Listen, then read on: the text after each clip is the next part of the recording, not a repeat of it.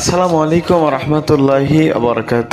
সুপ্রিয় সম্মানিত দর্শক ও শ্রোতা, আজকে আমরা জানব কারিমা নামের অর্থ কী এবং এই নামটি ইসলাম সম্মত কি না, এই নাম রাখা যাবে কি না, এই বিষয়ে কিন্তু মূলত আজকে আমাদের আলোচনা।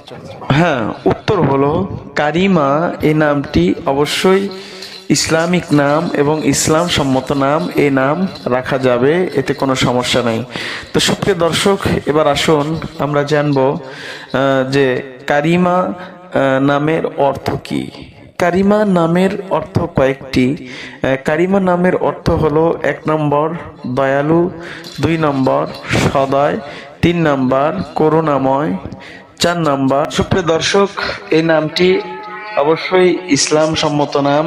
এই নামটি রাখতে পারবেন, এতে করে কোনো সমস্যা নেই। তো আজকের ভিডিওটি ছিল এ পর্যন্তই। এরপরে আপনি আপনার কি নাম এবং কোন নামের অর্থ জানতে চান, কমেন্ট করলে অবশ্যই আপনার নামের অর্থের উপরে একটি ভিডিও বানানোর চেষ্টা করবো ইনশাআল্লাহ।